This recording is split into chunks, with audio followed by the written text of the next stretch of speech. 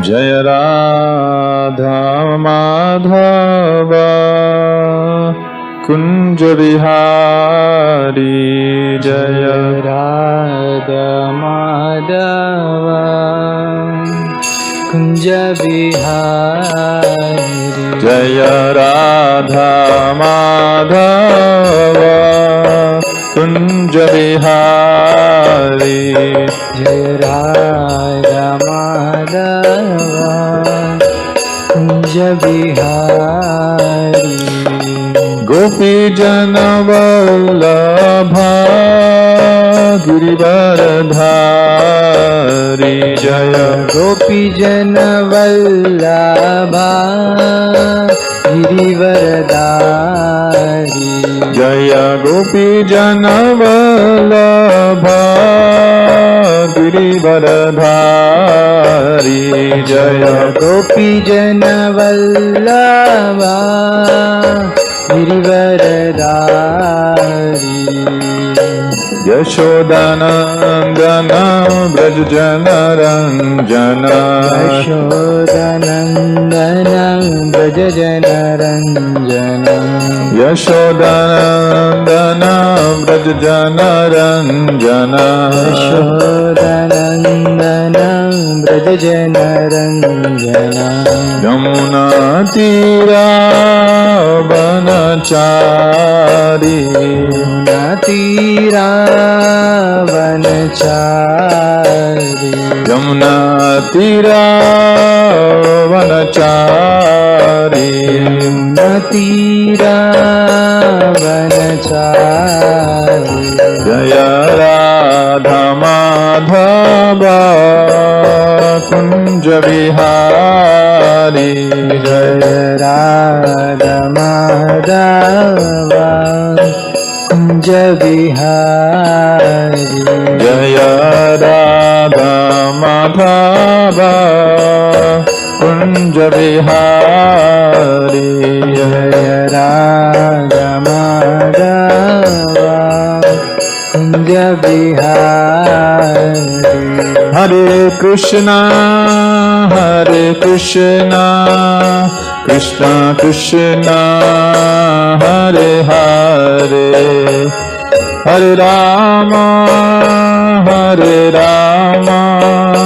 Rama Rama Hare Hare Hare Krishna Krishna Krishna Hare Hare Hare Rama Rama Rama Hare Hare Hare Krishna Krishna Krishna Hare Hare Hare Rama Rama Rama Hare Hare Hare Krishna Krishna Krishna Hare Hare Hare Rama Rama Rama Hare Hare Hare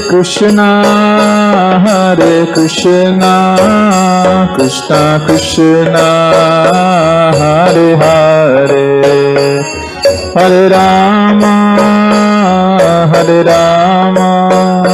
Rama Rama Hare Hare Hare Krishna Krishna Krishna Hare Hare Hare Rama Rama Rama Hare Hare Hare Krishna Krishna Krishna Hare Hare Hare Rama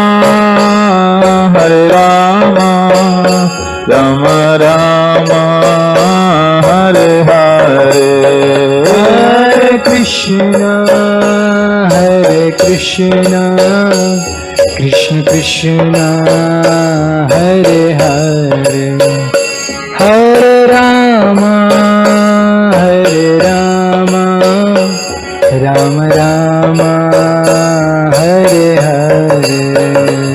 Hare Krishna, Krishna Krishna, Hare Hare, Hare Rama, Rama Rama, Hare Hare. Hare Krishna,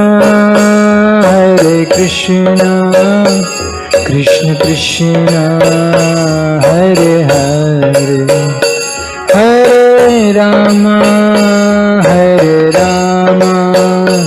Rama Rama, Hare Hare.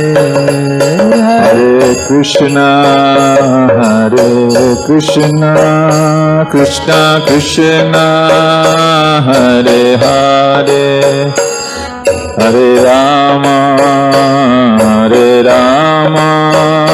Rama Rama, Hare Hare. Hare Krishna, Krishna Krishna, Hare Hare, Hare Rama, Rama Rama, Hare Hare. Hare Krishna,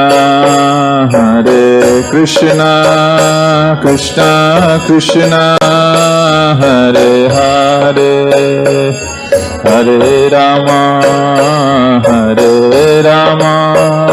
Rama Rama, Hare Hare. Hare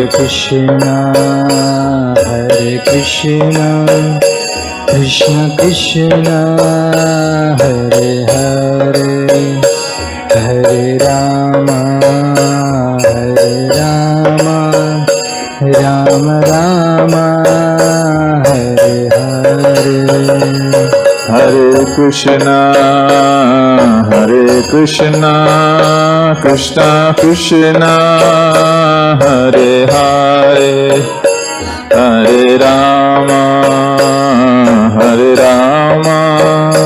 Rama Rama, Hare Hare. Hare Krishna, Krishna Krishna, Hare Hare, Hare Rama, Rama Rama, Hare Hare. Hare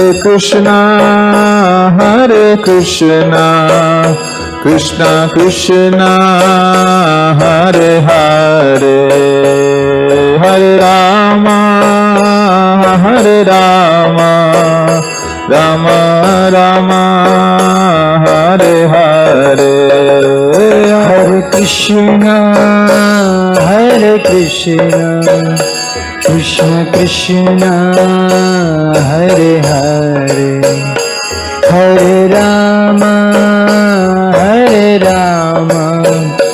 Rama Rama, Hare Hare.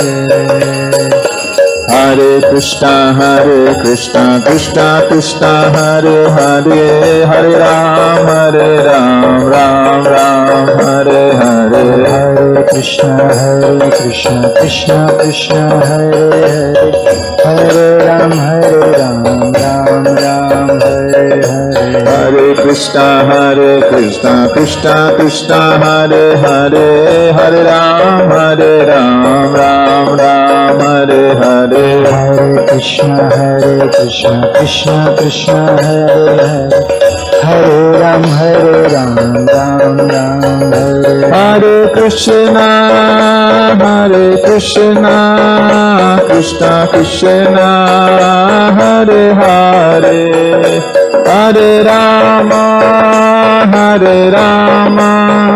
Rama Rama, Hare Hare. Hare Krishna, Krishna Krishna, Hare Hare, Hare Rama, Rama Rama, Hare Hare. Om Ajnanatimirandasya Jnananjanashalakaya Chakshurunmilitam Yena Tasmai Shri Gurave Namaha. Nama Om Vishnupadaya Krishna Pristhaya Bhutale Srimate Bhaktivedanta Swamin Nitinamine. Namaste Saraswate Deve Gauravani Pracharine Nirvishesha Shunyavadi Paschatya Deshatarine. Jaya Shri Krishna Chaitanya Prabhu Nityananda Shri Advaita Gadadhara Srivasadi Gaura Bhakta Vrinda. Hare Krishna Krishna Krishna Hare Hare, Hare Rama Rama Rama Hare Hare. In the Bhagavad Gita, the 6th chapter, which describes the Ashtanga Yoga system, Lord Krishna explains this system. In the 18th verse, he says, Yada viniyatam chittam atmanyeva avatisthate nisprahas sarvakamebhyo yukta ityuchyate tada. This verse means when the yogi, by practice of yoga, disciplines his mental activities and becomes situated in transcendence, devoid of all material desires, he is said to have attained yoga. So Srila Prabhupada explains this. A perfect yogi is so well disciplined in the activities of the mind that he can no longer be disturbed by any kind of material desire. This perfectional stage can automatically be attained by persons in Krishna consciousness. In the Srimad-Bhagavatam, there is an example of a devotee who attained perfection stage of yoga simply by Krishna consciousness, King Ambarisha. How did he actually attain that stage? It is described in the Bhagavatam. King Ambarisha first of all engaged his mind on the lotus feet of Krishna. He engaged his words in describing the transcendental qualities of the Lord. He engaged his hands in mopping the temple of the Lord. He engaged his ears in hearing the activities of the Lord, his eyes in seeing the beautiful form of the Lord, his body in touching the bodies of devotees, his sense of smell in smelling the wonderful fragrance of the flowers offered to the Lord, his tongue in tasting the tulsi leaf offered to the lotus feet of the Lord, his legs in going to place of pilgrimage and the temple of the Lord, his head in offering obeisances unto the Lord, and finally his desires in executing the mission of the Lord. Krishna is telling, become devoid of all material desires. That is possible by engaging all our desires in executing the mission of the Lord. All these transcendental activities are quite befitting a pure devotee. That's what the Bhagavatam says. Now in the Bhagavatam it is also explained, Maharaj Ambarisha was the emperor of the entire world, but he considered his opulence temporary. Knowing that such material opulence is the cause of downfall into conditional life, Maharaj Ambarisha was unattached to his opulence. He engaged his senses and mind in the service of the Lord, as described earlier. This process is called Yukta Vairagya, or feasible renunciation. Because Maharaj Ambarisha as the emperor was immensely opulent, he performed devotional service with great opulence, and therefore despite his wealth, he had no attachment to his wife, children or kingdom. He constantly engaged his senses and mind in the service of the Lord. Therefore, he never desired any material enjoyment, nor did he even desire liberation. Once Maharaj Ambarisha was worshipping the Supreme Lord in Vrindavan, observing the vow of Dwadashi. On Dwadashi, the day after Ekadashi, when he was about to break his Ekadashi fast, the great mystic yogi Durvasa Muni appeared in his house and became his guest. King Ambarisha respectfully received Durvasa Muni, and Durvasa Muni, after accepting his invitation to eat there, he went to bathe in the Yamuna river at noontime. Because he was fully absorbed in Samadhi, this Durvasa Muni did not come back very soon. Maharaj Ambarisha, however, upon seeing that the time to break the fast was passing, drank a little water in accordance with the advice of learned Brahmanas, just to observe the formality of breaking that Ekadashi fast. By mystic power, this Durvasa Muni could understand that Ambarish Maharaj had broken the fast before even taking care of his guest. So Durvasa Muni became very angry. When he returned, he began to chastise Maharaj Ambarisha. And he was not satisfied with just chastising Ambarisha Maharaj. He created from his hair a demon who appeared like the fire of death. The Supreme Lord, however, is always the protector of his devotee, and therefore, to protect Ambarish Maharaj, the Supreme Lord sent his Sudarshana Chakra. This Sudarshana Chakra immediately killed that fiery demon and then began to chase this Durvasa Muni, who was so envious of Ambarish Maharaj.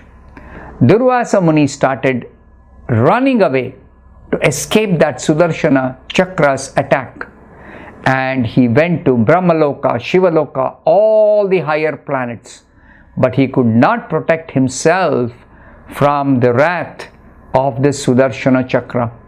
Finally, he went to the spiritual world and surrendered to Lord Narayana. But Lord Narayana could not excuse a person who had offended a Vaishnava. To be excused from such an offense, one must submit to the Vaishnava whom he has offended. Thus, Lord Narayana advised Durvasa Muni to return to Maharaj Ambarisha and beg his pardon. By the order of the Supreme Personality of Godhead Vishnu, Durvasa Muni immediately went to Maharaj Ambarisha and fell at his lotus feet. Maharaj Ambarisha, being naturally very humble, he felt very shy and ashamed that Durvasa Muni has to fall at my feet.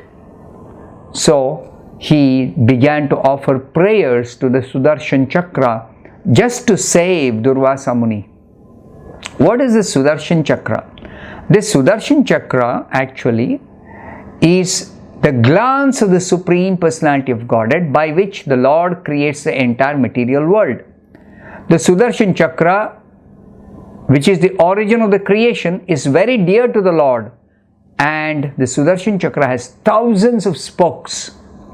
This Sudarshan Chakra is the killer of the prowess of all other weapons, the killer of darkness, the manifester of the power of devotional service, and it is the means of establishing religious principles. Sudarshana Chakra is the killer of all irreligious activities. Without his mercy, the universe cannot be maintained. Therefore, the Sudarshana Chakra is employed by the Supreme Lord. When Ambarish Maharaja thus prayed that the Sudarshana Chakra be merciful to Durvasa Muni, then Durvasa Muni was saved.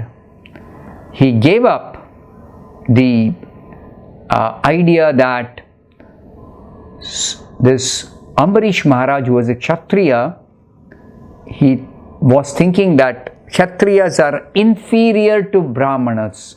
Now he gave up that idea. He wanted to use his Brahmanical power against Ambarish Maharaj. After this incident, Maharaj Ambarisha gave Durvasa Muni sumptuous food to eat, and the king, who had been standing in the same place for 1 year while Durvasa was trying to escape the Sudarshan Chakra, he had not eaten anything, Ambarish Maharaj. So after feeding Durvasa Muni, Ambarish Maharaj also took prasadam. So this incident proves to us that Ambarish Maharaj, simply by doing devotional service, he became very, very powerful in terms of yoga. He achieved yogic perfection simply by devotional service, and he was able to defeat this Durvasa Muni, who was a very big mystic yogi but did not have Krishna consciousness. So Krishna conscious devotees are easily able to achieve the perfection of Ashtanga Yoga simply by devotional service. In the Bhagavad Gita, the 6th chapter describes the Ashtanga Yoga process. Lord Krishna, while describing this Ashtanga Yoga process, says, when Arjuna asks a question, if somebody practices this Ashtanga Yoga for some time and does not achieve perfection at the end of this life, what happens to such a practitioner? So Krishna says, Purvabhyasena tenaiva hriyate hi avashopi saha jignasur api yogasya shabda brahmati vartate. By virtue of the divine consciousness of his previous life, such a yogi automatically becomes attracted to a yogic principles.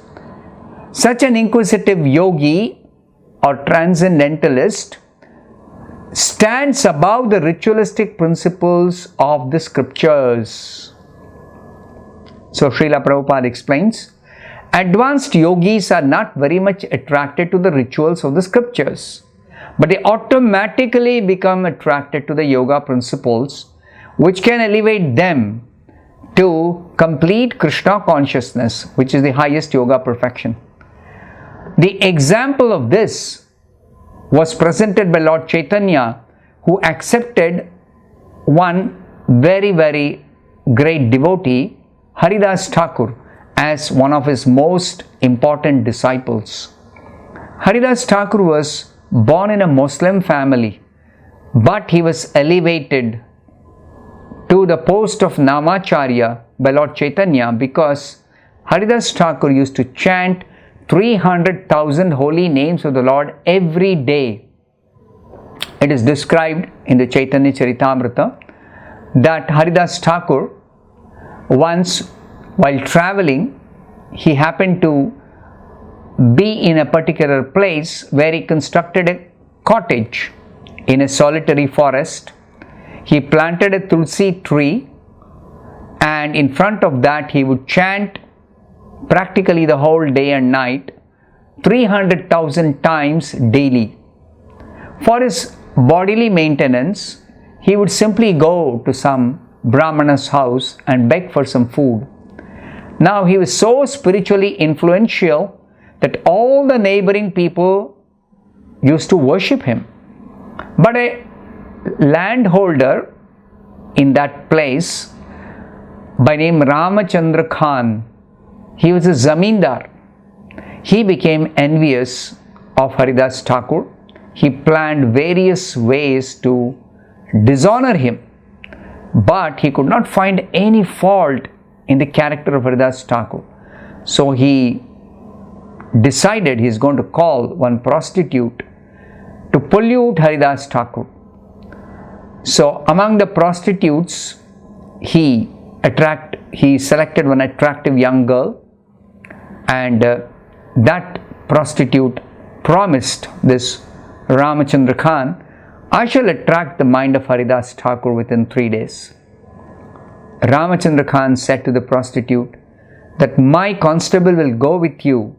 As soon as he sees you with Haridas Thakur, immediately he will arrest this Haridas Thakur and bring both of you to me. So the prostitute replied, let me have union with him once. Then second time I shall take your constable with me to arrest him. At night the prostitute went, dressing herself very attractively, to the cottage of Haridas Thakur. After offering obeisances to the Tulsi plant, she went to the door of Haridas Thakur, offered him obeisances and stood there, exposing part of her body to his view. She sat down on the threshold of the door and spoke in very sweet voice, my dear Thakur, O great preacher, great devotee, you are so beautifully built. Your youth is just beginning. I am very eager to be united with you. My mind is greedy for this. So Haridas Thakur replied, I shall accept you without fail, but wait till I have finished my chanting. Please sit down and listen to this chanting till that time. Hearing this, the prostitute remained sitting while Haridas Thakur was chanting on his beads. Until the light of the morning appeared, Haridas Thakur was continuously chanting throughout the night. When the prostitute saw it's already daytime, so next morning she went away, and coming before Ramachandra Khan, she informed that today Haridas Thakur has promised to enjoy with me, so let me try to enjoy with him. The next night when the prostitute came again Haridas Thakur gave her many assurances. Last night I disappointed you, but certainly I shall accept you. Please sit down and hear this chanting of Hare Krishna Mahamantra. Till I finish my chanting, you just wait here. So Haridas Thakur made her sit at the door and he began chanting. She also, continuously hearing him chant, she also began chanting Hare Krishna, Hare Krishna. When the night came to an end, the prostitute was restless. Seeing that prostitute restless, Haridas Thakur told her, I have vowed to chant 10 million names in a month. I have taken this vow and now it is nearing its end. I thought today I will be able to finish, but somehow I tried my best whole night, I could not finish. Tomorrow I shall finish, and then it will be possible for you to enjoy with me. So the prostitute returned to Ramachandra Khan and informed what had happened.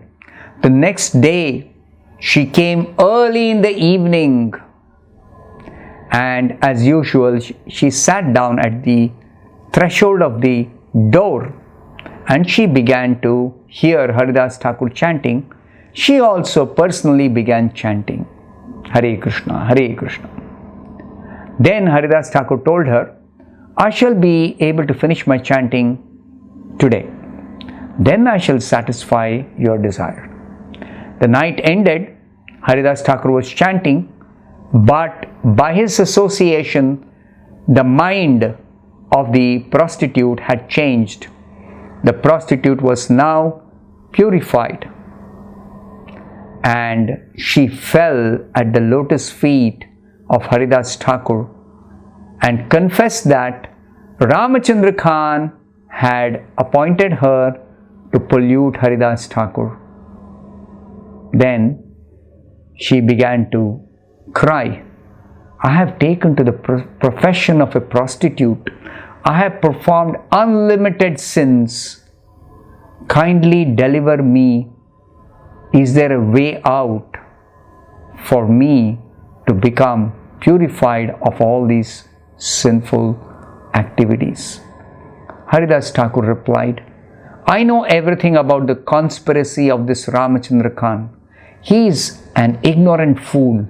Therefore, his activities do not make me feel unhappy. On the very day Ramachandra Khan was planning his intrigue against me, I would have left this place immediately. But because you came to me, I stayed here for 3 days to deliver you. Now, you go back and you distribute whatever you have to the Brahmanas and Vaishnavas and come here and sit down and simply take care of the Tulsi plant, worship the Tulsi and chant Hare Krishna and eat very, very frugally, and in this way you'll become completely purified. In this way, blessing her, Haridas Thakur actually left that place and went away. In course of time, this prostitute turned devotee became completely absorbed in chanting Hare Krishna, became a first-class devotee and became completely purified. So this is the wonderful influence of Haridas Thakur even on somebody who is very, very sinful. So that is because of his rigid principle of chanting Hare Krishna and engaging in chanting in such a way that he automatically is fully absorbed his mind in the Supreme Lord. The perfection of yoga practice, samadhi, is automatically achieved by devotees who engage in devotional service, completely absorbing themselves in such devotional service. They are able to always be in samadhi. Here is a question. Some days I feel very eager to chant 16 rounds of Hare Krishna mantra, and few other days I don't. I sleep, eat and read Srila Prabhupada's books regularly. Still some days, for no apparent reason, I feel tepid to chant my 16 rounds of Hare Krishna mantra. Is this natural? The answer is that practicing Krishna consciousness requires that one be very enthusiastic. Without that enthusiasm, it is not possible to properly practice Krishna consciousness. So Srila Prabhupada says in a book called Nectar of Instruction, where there are instructions given how to practice Krishna consciousness by following some simple principles. So it is said here that one should accept this opportunity in the human form of life to perform devotional service by associating with devotees, and such an opportunity is given by the International Society for Krishna Consciousness to everyone. One should accept this opportunity very enthusiastically. Without enthusiasm, one cannot be successful. Even in the material world, one has to be very enthusiastic in his particular field of activity in order to become successful. A student, a businessman, an artist, or anyone else who wants success in his line must be enthusiastic. Similarly, one has to be very enthusiastic in devotional service. Enthusiasm means action, but action for whom? The answer is one should always act for Krishna. This is called Krishnartha Akhila Cheshta. In all phases of life, one has to perform devotional activities under the direction of the spiritual master in order to attain perfection in Bhakti Yoga. It is not that one has to confine or narrow one's activities. Very nicely, Srila Prabhupada explains that Krishna consciousness actually is all-pervading. It is not only one type of activity which constitutes Krishna consciousness. Since Krishna is all-pervading, nothing is independent of Krishna. Krishna says in the Bhagavad Gita, by me in my unmanifested form, this entire universe is pervaded. Under the direction of the bona fide spiritual master, one has to make everything favorable for Krishna's service. So Prabhupada gives an example. For example, at present we are using a dictaphone. The materialist who invented this machine, this dictaphone machine, intended it for businessmen or writers of mundane subject matters. He certainly never thought of using the dictaphone in God's service. But we are using this dictaphone to write Krishna conscious literature. Now, the manufacture of the dictaphone is within the energy of Krishna. All the parts of the instruments, including the electronic functions, are made by different combinations of the 5 basic types of material energy: Bhumi, Jala, Agni, Vayu, Akasha. The inventor used his brain to make this complicated machine, and his brain as well as the ingredients were supplied by Krishna. So according to the statement of Krishna in the Bhagavad Gita, everything is depending on my energy, Krishna says. Thus the devotee can understand that nothing is independent of Krishna's energy. Therefore, everything should be dovetailed in Krishna's service. So Prabhupada explains, endeavor executed with intelligence in Krishna consciousness is called utsaha or enthusiasm. So this enthusiasm is very important in devotional service. The devotees find the correct means by which everything can be utilized in the service of the Lord. The execution of devotional service is not a matter of idle meditation, but practical action in the foreground of spiritual life. Next question. Will the sun god be annihilated at the end of Brahma's day? This is the question. Now, we have to understand that every person is spirit soul. The person is not annihilated, but everyone has to die after their lifespan is over. The lifespan of different persons in different planets is different. It's not the same. It is explained that everyone lives according to their time scale in which they are living. They live 100 years, 100 years. So to understand this time scale, there is a chapter in the Bhagavatam called Measurement of Time. There it is explained that at the end of Brahma's day, there is the night of Brahma. Now, the duration of Brahma's day and night are different. It is explained that what is the duration of one day of Brahma on his planet. It says, according to our calculation, what we say as the yugas, Satya Yuga, Treta Yuga, Dwapar Yuga, Kali Yuga. The 4 yugas multiplied by 1000 comprise one day on the planet of Brahma. A similar period comprises a night of Brahma, in which Brahma goes to sleep. After the end of Brahma's night, the creation of the 3 worlds begins again in the daytime of Brahma. So sometimes people wonder, if Brahma lives for a fantastically long time as compared to our duration of life, Brahma creates at the beginning of creation, then what does he do rest of the time? No, Brahma's work of creation has to be done every day according to his time scale. Brahma's daily work of creation is there. Daily work.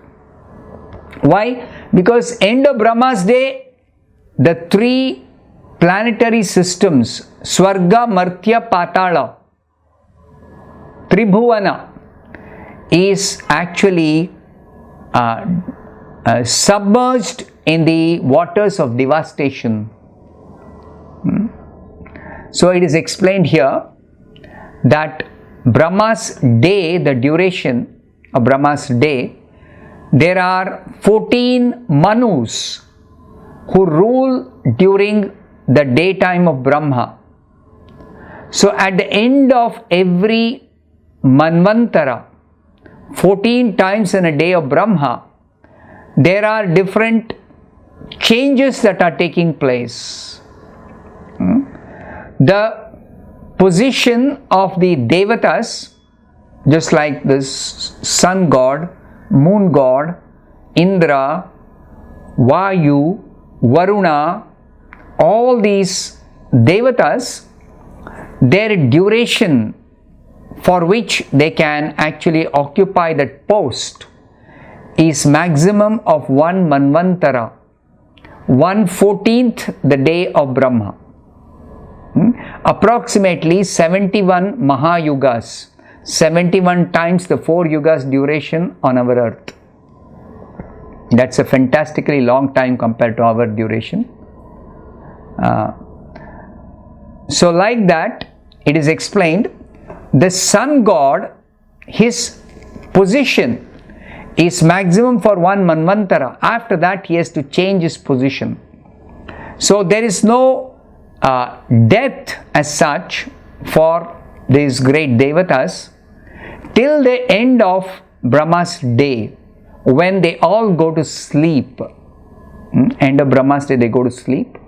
At the end of Brahma's lifetime, everyone has to die. Thank you very much. Hare Krishna.